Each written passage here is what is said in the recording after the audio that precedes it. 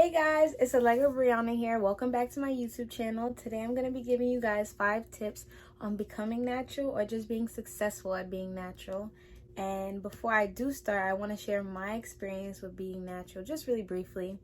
I began wearing my hair out natural and I want to say 6th grade. Early elementary school, I would always get washed and sets, wear my hair straight. And I never permed my hair, never colored my hair at the time. It was just a lot of heat on my hair. I would probably get my hair done maybe once a week, once every 2 weeks. $30 going to waste because my hair would not last. It would stay straight maybe for the weekend and maybe for school on Monday, but it was just a waste of money and it really damaged my curl pattern a little bit. But as I began taking care of it, using certain products and just styling my natural hair, I did see an improvement over time, and that's why I'm here to encourage other people. Towards high school, I started to take it more serious. I definitely wore my hair out all the time, and at that time, I would say my top 2 products were probably something like Shea Moisture or Cantu. Just I feel like those are really good because they work on different grades of hair. So whether you're 4C or 3A, it works. That's why those brands do really well. Sophomore year, I began wearing weaves, and I would get leave out, which meant I was straightening my hair again. So the top part of my head would just be really just really messed up. It wouldn't even curl up because I was always straightening my leave out. And then around junior year, I began bleaching and dyeing my hair. I bleached my hair blonde around November of 2018, and then I dyed it red. And then after I dyed it red, I dyed it pink. For those who know me, around that time, I think I was just doing whatever because I knew I wanted to cut my hair. And my plan at the time was to cut my hair for prom and get finger waves. In order to do finger waves, you need to get a perm. And then I realized if I'm going to cut my hair, I was why would I cut my hair to get a perm? That doesn't make sense. It doesn't add up. So for prom, I just got a little bob. And then later that summer, I did a big chop. My big chop was in August of 2019.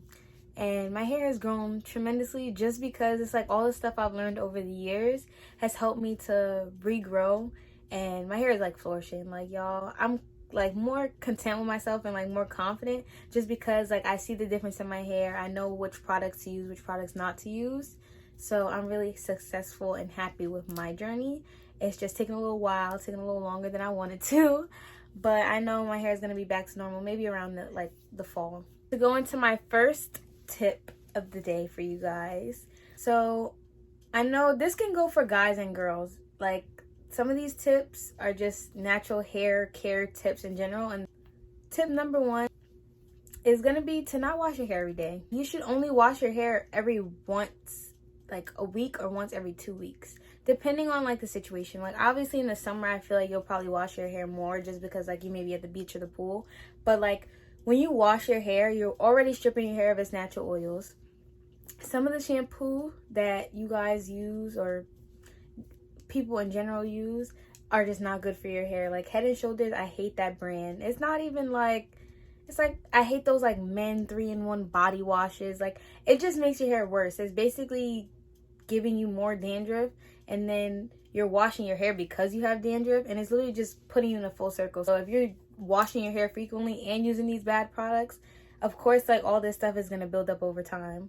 So just make sure you're conscious of what type of shampoo you're using and what type of conditioner you're using, and then how often and how much you're using. Going into tip number 2, I want to say getting a trim or cutting your hair is very important and very essential. I know a lot of people are afraid to cut their hair because they feel oh, I'm gonna be bald. Oh, I don't look good. My head too fat, my head too wide. I was the same exact way when I cut my hair. I'm not gonna say I hated it for the first day, but I was I don't know how I feel.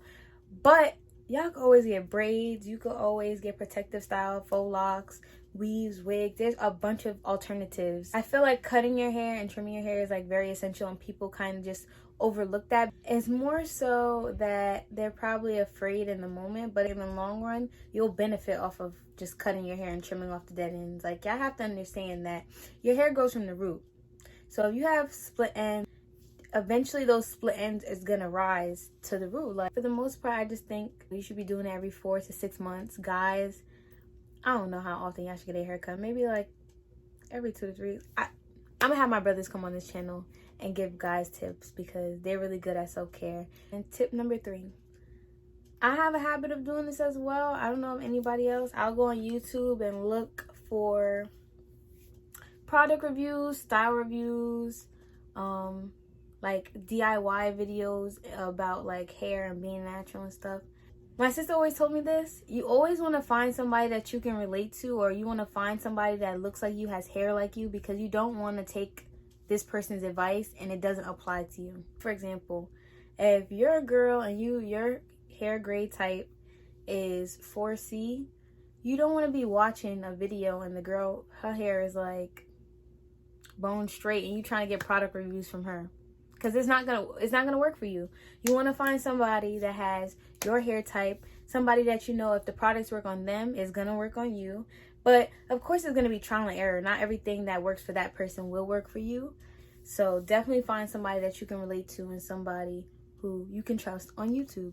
In terms of that, I do want to do a product review video. So when I do product reviews, I will share products that help my hair type and maybe other people's, but I'm going to try to focus on like products that may work for everybody potentially, just because I know I want to be able to cater to everybody and help everybody find products that work best for them.